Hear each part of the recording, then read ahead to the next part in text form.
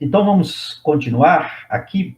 O tema que eu quero discutir com vocês hoje é ouvir é uma arte. Nós sabemos que ouvir é uma das ações mais importantes numa sessão de terapia. Aliás, nós estamos ali primeiramente para ouvir. E essa escuta não pode ser qualquer uma. Essa escuta precisa ser trabalhada, treinada, desenvolvida. E, eventualmente, nós percebemos também que nós não somos treinados para ouvir. Ainda que nos cursos, né, teóricos a gente estude um pouco sobre isso, alguns capítulos, mas eu não encontrei nenhum até hoje que tenha um módulo específico que se chamasse escuta terapêutica, para desenvolver, para fazer prática de escuta, para entender o que o paciente está querendo transmitir, o que ele está querendo nos dizer. Então, uma boa comunicação na sessão pode determinar o sucesso todo do processo terapêutico. Por que é que eu disse comunicação e estou falando com relação ao ouvir? Porque nós sabemos que todos os aspectos que envolvem a comunicação estão presentes quando alguém ouve o outro. Se eu não ouço bem o que o outro está dizendo, eu não interpreto exatamente aquilo que ele quer dizer, e nesse momento acontecem, então, os ruídos de comunicação. Então, uma boa comunicação, podemos dizer que começa também com uma boa escuta. Eu preciso parar para ouvir o meu interlocutor. E ouvir é grande parte desse processo, porque é ouvindo que nós vamos encontrar o material que vai ser examinado. Que material que é esse que vai ser examinado? Aquilo que o paciente está nos contando. Suas histórias, suas interpelações, suas dores, suas preocupações, a ansiedade que toma conta dele, seus temores com relação ao futuro, a impressão que ele tem do mundo ao seu redor, como ele vê as pessoas com as quais ele se relaciona e como ele acha que as pessoas o veem. Então, ouvir é tudo isso. Ouvir é captar todos esses sinais. Ouvir é perceber naquilo que está sendo dito coisas extraordinárias, coisas surpreendentes. Por isso que eu digo que ouvir é muito mais do que escutar. Veja, escutar é mecânico, quando os sons adentram pelos nossos ouvidos e eles percorrem, então, todo aquele sistema auditivo que faz parte, né, do nosso aparelho auditivo, ele vai pelo conduto auditivo, ele é acolhido, né, por aqueles folículos que transformam a energia de vibração em som, em coisas inteligíveis, mas isso é uma escuta mecânica. O tempo todo nós estamos escutando os barulhos ao nosso redor, escutando as pessoas conversar, mas ouvir requer uma questão mais acurada. Ouvir é uma reflexão pausada, importante, daquilo que está sendo dito. Então, por isso que eu coloquei o nome dessa aula aqui, ouvir é uma arte. E se ouvir é uma arte para todas as pessoas, ainda mais para o terapeuta que tem como um dos primeiros passos para a sessão ouvir aquilo que está sendo dito.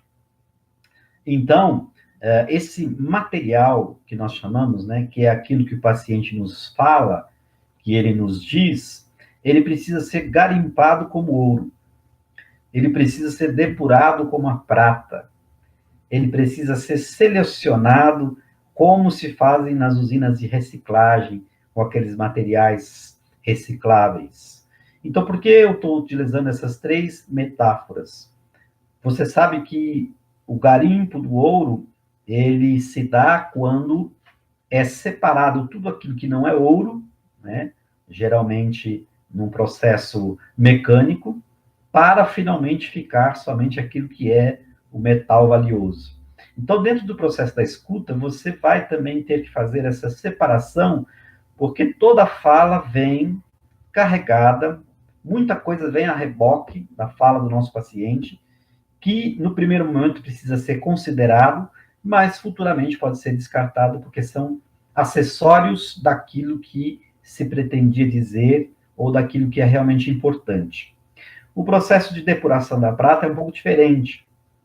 Ela é aquecida e os materiais, que são as impurezas, que não são a prata, eles então sobem, né, e ficam por cima, e aí pode ser facilmente retirado, e aquilo que sobra, então, é a prata. Então, também é uma outra metáfora importante do ouvir, porque tudo aquilo que nós escutamos dentro da sessão, na clínica, com o nosso paciente, precisa também ser provado, depurado como a prata, para que somente aquilo que é necessário e importante no processo terapêutico possa ser, então, considerado. Novamente, todo discurso vem carregado de muitos acessórios, algumas narrativas são floreadas, outras são incrementadas, algumas vêm diferentes daquilo que normalmente as pessoas dizem, e se você for um bom ouvinte, você vai, então, depurar esse discurso para considerar aquilo que realmente é importante. E a outra metáfora, que é a reciclagem de materiais, é que dentro dessas usinas, os separadores, não é? Separam. Separador separa, é bom, né? Separador existe para separar mesmo. O separador separa aquilo que vai ser aproveitado e descarta aquilo que não vai ser aproveitado. Mais para frente, nós vamos ver que esse não é um processo muito simples, que, a princípio, todo o conteúdo do discurso, da narrativa que o paciente nos traz é importante. Eu, quando terapeuta inexperiente, cometi muitos erros nessa importante tarefa da escuta. E por isso, nessa aula, eu quero compartilhar com vocês alguns erros que eu cometi, que talvez possam ser os seus também, os seus dilemas, né? Até recentemente eu tenho postado uma série de dicas terapêuticas e falo um pouco sobre essas coisas. Então, aproveitando aqueles temas, eu resolvi montar essa aula a respeito de ouvir ser uma arte dentro da sessão. Mas aquilo que eu estou trazendo para vocês hoje, eu trago como experiência minha. E eu creio que a maioria dos terapeutas iniciantes, quando estão ali ouvindo os seus primeiros pacientes, tentando ligar aquilo que está sendo dito com a teoria aprendida, passam também por essas dúvidas, por essas incertezas. Por isso, aprender a ouvir é uma arte. Então, na minha experiência, eu me deparei com algumas situações que eu quero colocar aqui para vocês hoje. E a primeira delas é pressa em dar diagnóstico. Por que isso acontece? Porque muitas vezes nós temos uma pressa em dar um diagnóstico. Talvez por ansiedade, talvez por querer demonstrar uma autoridade e entregar resultados rápidos.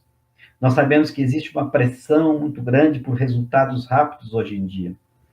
Muitos estão por aí apregoando resultados rápidos, mas nós sabemos que no que diz respeito à terapia não é bem assim, não é?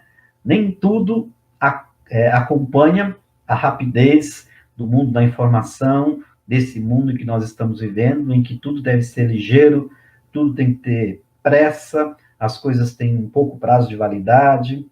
E por que essa pressa vem? Essa pressa vem de uma inexperiência. E eu elenquei aqui pelo menos 3 razões para essa pressa que muitas vezes nós temos em dar o diagnóstico.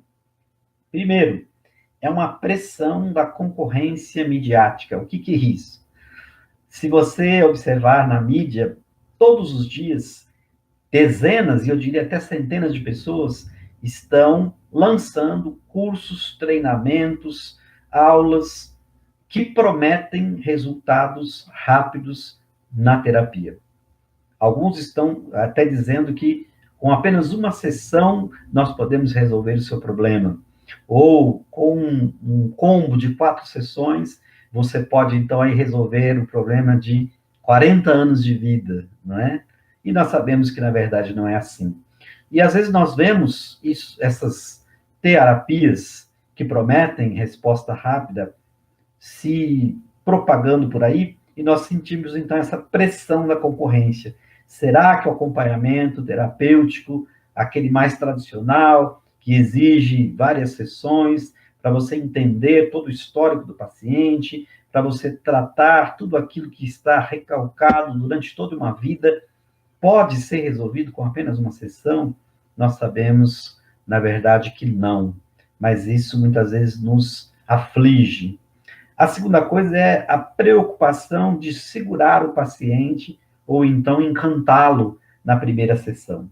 Então, nós queremos chegar rapidamente a um diagnóstico e já dizer para ele, nós esperamos muito daquilo que chamamos de anamnese, para que nós possamos já dar essa devolutiva para o paciente, dizendo, olha, eu já sei o que você tem, já sei como tratar, faça isso, não faça aquilo. Nós temos muitas vezes o medo de perder o paciente ou de que ele não se impressione com as primeiras sessões e vá embora. A terceira coisa é uma afirmação positiva do domínio da técnica. Por que nós queremos dar o diagnóstico rapidamente? Para afirmar positivamente para nós mesmos que nós dominamos a técnica. Não tem maneira melhor para mostrar que domina a técnica do que alcançando o seu primeiro diagnóstico, não é? Então, essas três coisas fazem parte dessa primeira dificuldade, dessa primeira dor que aflige muito dos terapeutas iniciantes. É a pressa em dar diagnóstico. Não fique ansioso, não queira demonstrar uma autoridade, isso pode acontecer no processo. Não se preocupe se o paciente fizer uma, duas sessões e for embora, porque isso não é necessariamente culpa sua. A maioria dos pacientes, eu diria que eles não têm uma ideia correta de como é uma sessão terapêutica, principalmente psicanálise, e quando nós começamos a desenterrar coisas do passado, ele começa a perceber que há muitas coisas ali que ele não quer ter que ver, ele não quer revisitar, ele não quer viver novamente aquela dor, então ele simplesmente abandona a sessão e nós muitas vezes ficamos frustrados com isso. Mas, na verdade, muitas pessoas não querem olhar para o passado, não querem olhar para dentro de si mesmos, não querem se posicionar seriamente diante de um problema que as aflige. Então, esse é o primeiro tópico da nossa aula de hoje. Ouvir é uma arte, e para isso, nós não temos que ter pressa em dar o diagnóstico. Tenha calma, ouça tudo o que o seu paciente está dizendo. Talvez na primeira sessão ele não vai te dizer nada relevante. Por quê? Porque ele ainda está estudando você. Ele está decidindo se confia em você. Ele está decidindo se confia na sua abordagem, no seu método. Ele está decidindo se quer levar a terapia adiante. Então, muitas vezes, nas primeiras sessões, ele não te entrega nada. Às vezes é preciso várias sessões para arrancar, né, positivamente alguma coisa do paciente. Então, alguém aqui, o Paulinho já está dizendo que isso aconteceu, o paciente fez 3 sessões e desistiu. Isso é perfeitamente normal, não se sinta inexperiente nem culpado por causa disso, mas nós não temos que, por conta dessa pressão, né, apressar no diagnóstico. Ouvir é uma arte. Segunda coisa, querer ser especialista em tudo. A impressão que nós temos quando olhamos as propagandas da internet que diz respeito a terapias, e elas são tantas hoje em dia, é de que nós temos seres iluminados que são especialistas em tudo. A pessoa é psicólogo, psiquiatra, terapeuta holístico, coaching, constelador, e tudo isso ele conseguiu fazendo o curso de um fim de semana. E ele se apresenta como autoridade máxima em multiterapias e diz que vai resolver todos os seus problemas e que ele é o melhor e que todos os outros métodos não funcionam. Basicamente, é isso que muitas propagandas que nós vemos prometem. E por conta disso, nós nos sentimos pressionados e queremos diversificar as nossas abordagens. É óbvio que isso também é uma questão muito boa. Você precisa estudar outras coisas. Por exemplo, se você é psicólogo, você precisa também saber o que diz a psicanálise, o que diz as constelações, o que diz a hipnoterapia.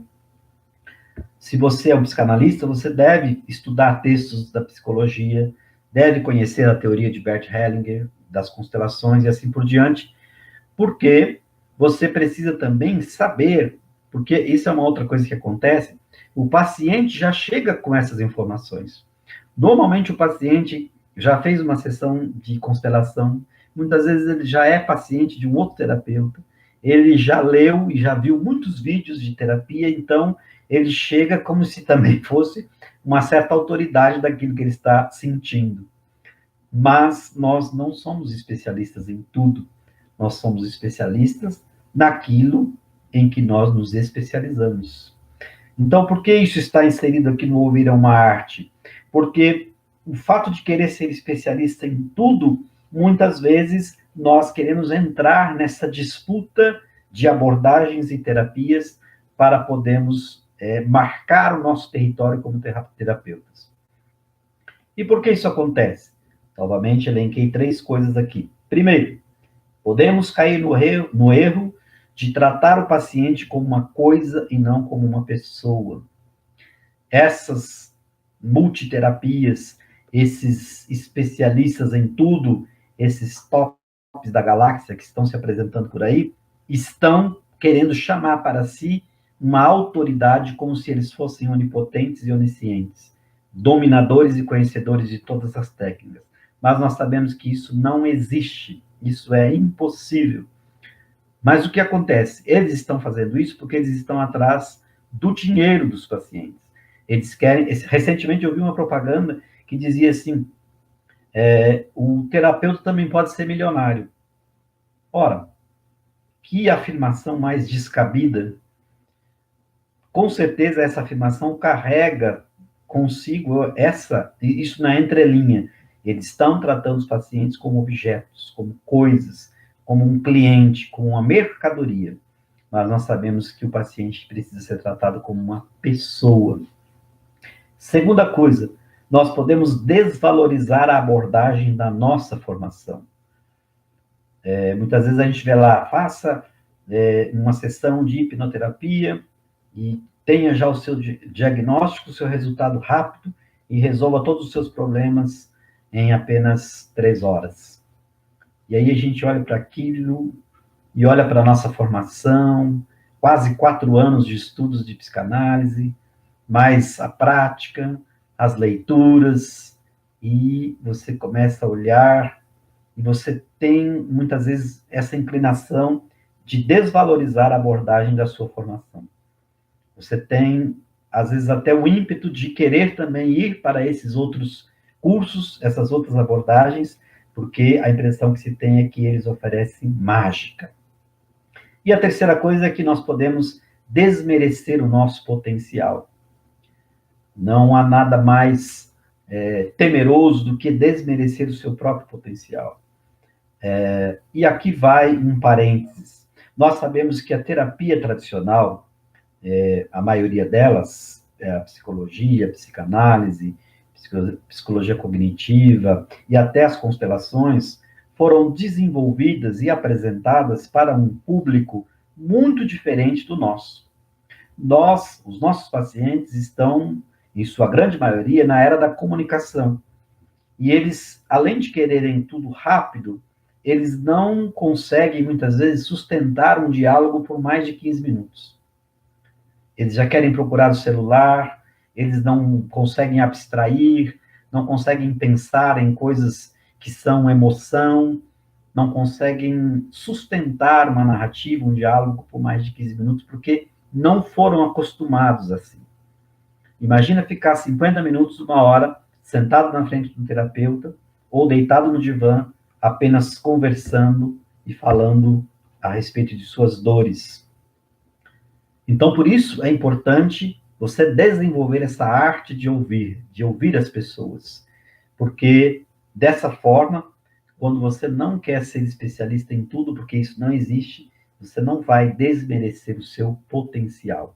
E é muito bonito quando lá pela terceira, quarta, quinta sessão, você encontra aquilo que eu gosto de chamar de chave hermenêutica da terapia, e você então começa a encontrar o fio da meada, e você vai puxando aquilo, e aquilo é como se fosse um parto, né, em meio a dores emocionais, a revivência de traumas, a pessoa então vai encontrando um caminho, uma solução, um novo prisma, uma nova abordagem para aquilo que o aflige, e ele então começa a se sentir mais feliz, mais realizado, mais compreendido de si mesmo, e isso não tem preço.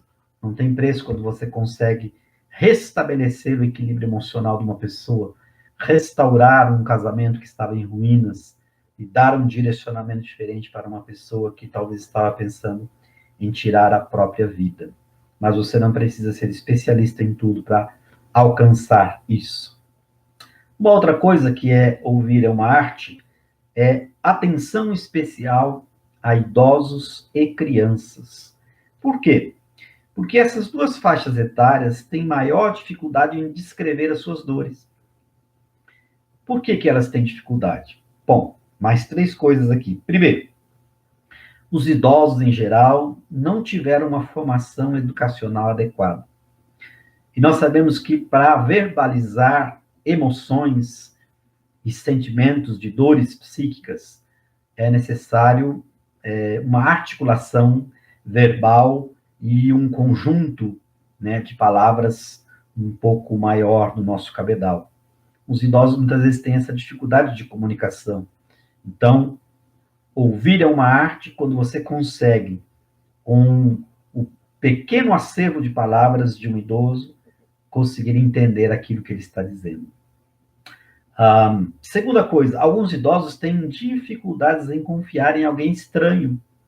Essa geração da terceira idade, muitas vezes, não está acostumada a confiar, a confidencializar coisas importantes do seu passado, das suas dores, dos seus traumas, daquilo que ele viveu, para uma pessoa estranha.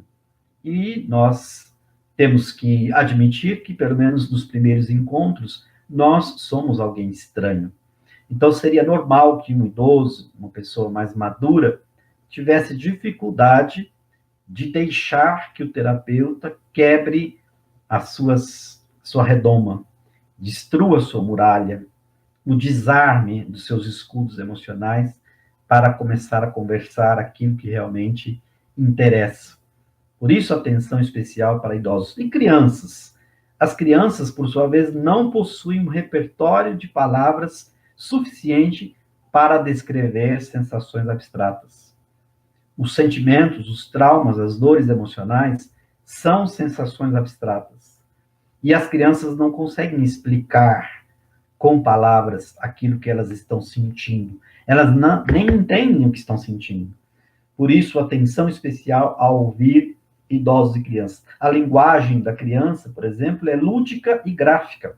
Ou seja, muitas vezes ela se comunica através de uma história que ela conta, ou de uma história que o terapeuta conta e a convida a participar da história para que ela possa ali construir uma narrativa, ainda que inconsciente, e comece a expressar, então, as suas dores, os seus temores, de forma lúdica, porque ela está se vendo no personagem da história e não está falando de si necessariamente.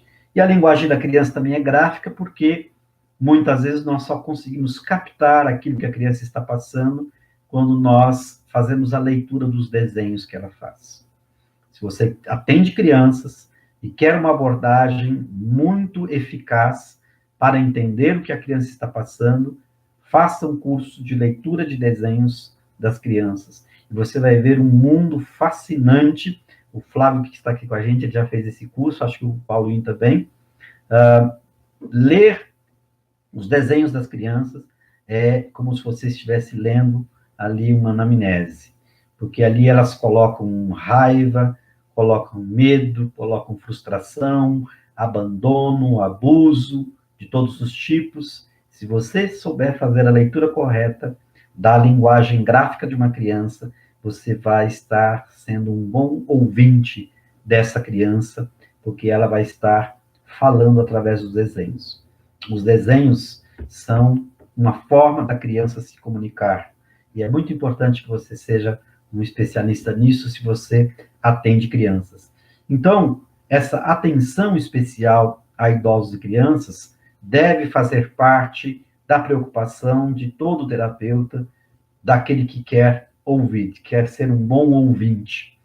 Você precisa entender a linguagem limitada do idoso, você precisa respeitar os limites de confiança que você precisa adquirir de uma pessoa que ainda não tem confiança de falar com alguém que seja estranho, ainda mais de abrir toda a sua alma diante de um terapeuta, e você precisa compreender a linguagem infantil. A linguagem infantil é um mundo à parte.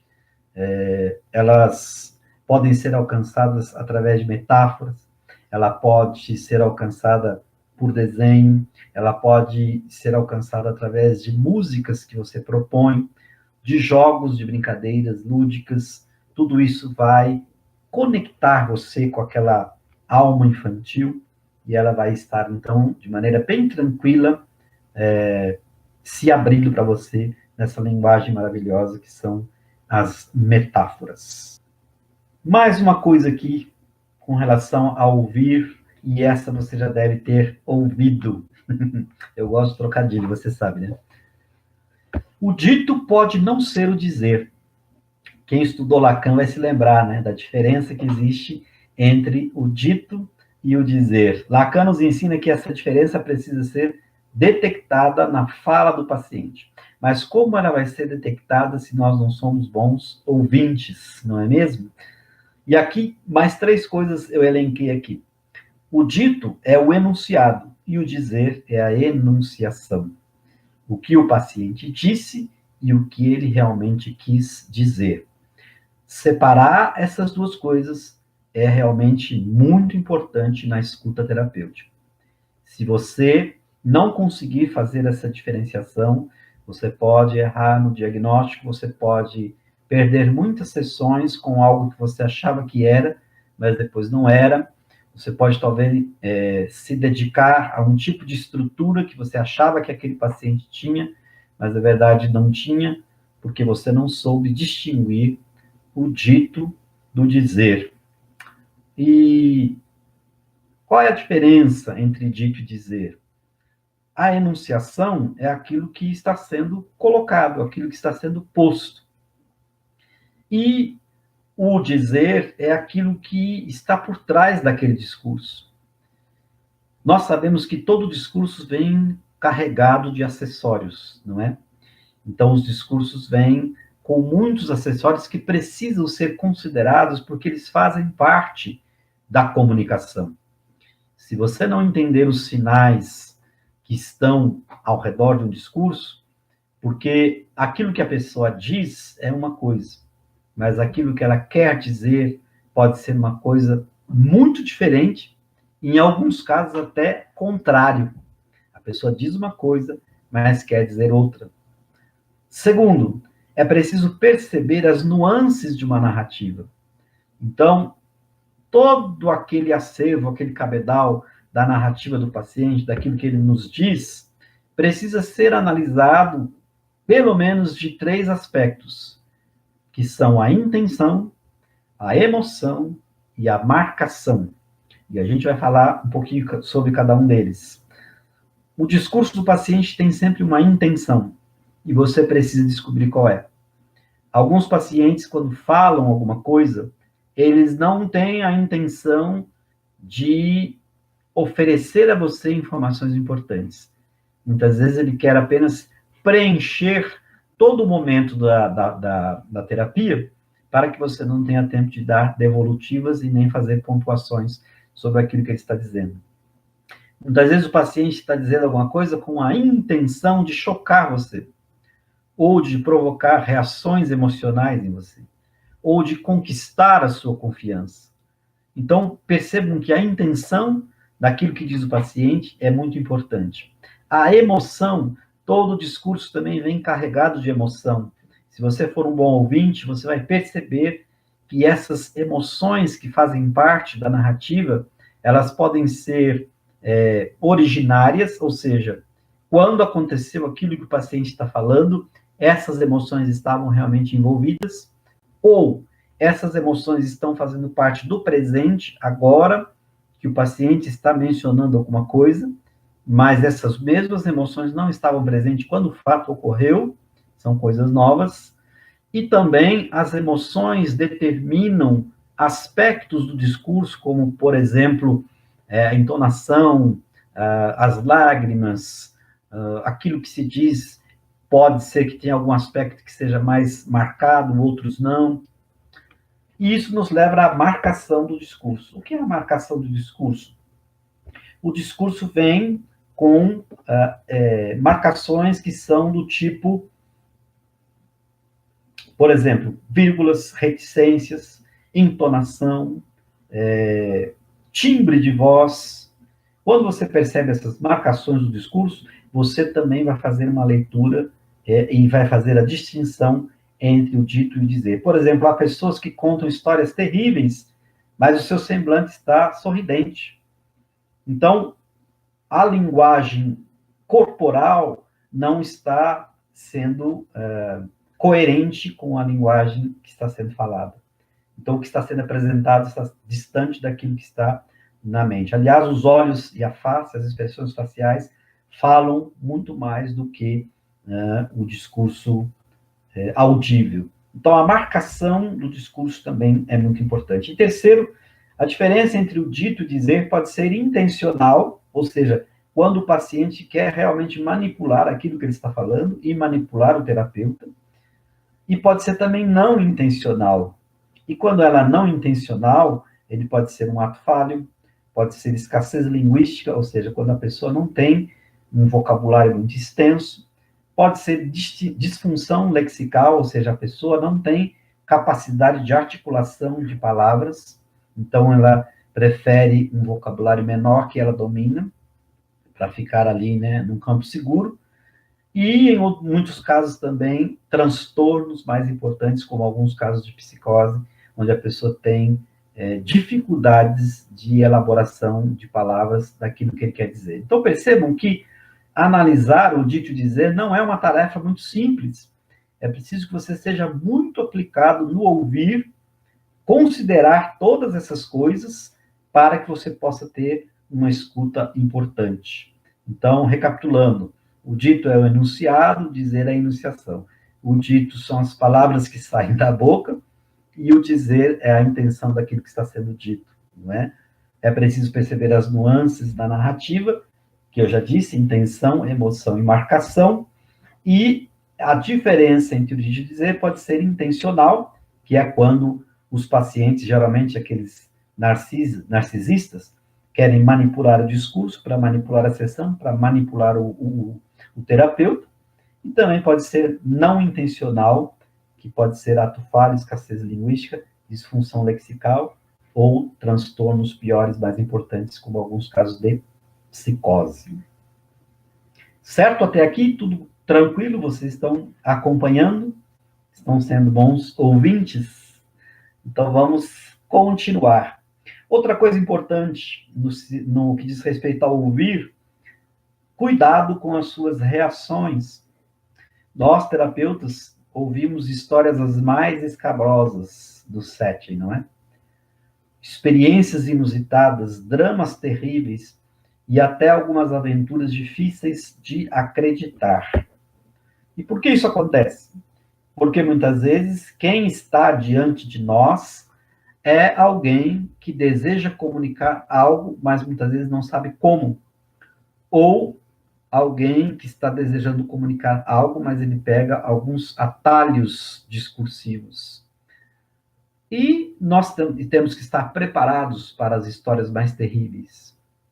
E aí também nós temos aqui 3 coisas importantes para serem consideradas com relação à nossa reação ao ouvir aquilo que o paciente está dizendo. Primeiro, Não demonstre reações emocionais exacerbadas. Já viu aquela pessoa que vai visitar alguém no hospital? Alguém que está muito mal, alguém que está, às vezes, um doente terminal, e a maneira como você entra no quarto, a sua expressão, principalmente facial, já transmite ao doente uma mensagem, né? Você dá sinais de que ele está realmente muito mal. Você já entra com aquele senho fechado, com aquela cara de horror, com aquele espanto de ver aquela pessoa naquela situação. E essa mensagem que você transmite com o seu semblante pode agravar ainda mais o estado do paciente, porque você transmite informações da sua psique emocionais. E a reação da pessoa pode ser assim. Então, a mesma coisa acontece quando você está ouvindo o seu paciente. Deixe que ele conte a história mais terrível que você já ouviu ou que nunca ouviu. Deixe que ele conte as histórias mais incríveis, aquilo que é mais difícil de acreditar, e não tenha reações bruscas, porque você pode perder o seu paciente. Se ele perceber que você não está levando ele a sério, se ele perceber que você está duvidando dele, se ele perceber que você está sendo levado emocionalmente pelo seu discurso, ele também poderá manipular você ou você pode perder o seu paciente. Segunda coisa, acredite duvidando de tudo o que você ouvir. O que é acreditar duvidando? É mais ou menos isso que eu terminei de falar. A princípio, tudo aquilo que o seu paciente disser, você deve considerar verdade, ainda que essa verdade esteja localizada no mundo de fantasias que ele está vivendo. Mas para ele, aquilo é uma realidade, é uma verdade. E por último, saiba distinguir veracidade de verossimilhança.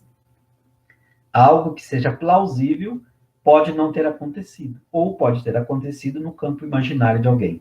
Qual é a diferença entre veracidade e verossimilhança? Veracidade é aquilo que realmente aconteceu, é o fato.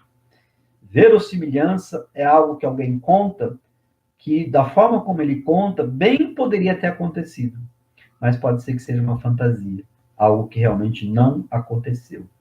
Então, veja que a história não precisa ser uma mentira escabrosa, não precisa ser uma fantasia que você logo percebe que não é realidade. Muitas vezes ela tem verossimilhança. Poderia realmente ter acontecido, mas no decorrer do tempo, você vai perceber que aquilo não aconteceu daquela forma como a pessoa contou. Isso acontece muito quando, na terapia de casais, quando você ouve os componentes separadamente e cada um conta a sua versão da história. E quando você vê, as versões são muito diferentes. Pode haver verossimilhança, mas muitas vezes não há veracidade naquilo que está sendo dito. Vamos seguindo aqui. Então, tudo aquilo que nós vimos até agora vai falar de questões práticas a respeito daquilo que nós encontramos no setting na terapia. Percebam que ouvir é uma arte, envolve muitos aspectos que muitas vezes nós não pensamos. Faz nos pensar, né, que aquilo que nós estamos fazendo é mais importante do que aquilo que nós imaginávamos que era. Então, para finalizar aqui, algumas dicas importantes, resumindo mais ou menos aquilo que nós falamos. Ouvir é uma arte, portanto, valorize o momento da escuta. Valorizar o momento da escuta é você depois rever todo esse material, toda essa aula que eu pretendo deixar disponível, para que você possa ser um bom ouvinte, considerando todos os aspectos que nós dissemos aqui. Segunda coisa, faça apontamentos e tome notas para não esquecer dos detalhes. É importante você tomar nota enquanto ouve o seu paciente, porque quando ele voltar, você vai retomar do ponto em que vocês pararam. Você vai mostrar para o seu paciente que você se lembra do que vocês conversaram na última sessão. Você vai lembrar o seu paciente que você deve ter deixado uma tarefa de casa para ele, ou uma reflexão. se ele quer retomar aquele assunto para falar mais demoradamente sobre aquilo. E se você não tomar nota, você pode confundir, você pode pensar que tratou de um assunto com o paciente, na verdade foi com outro.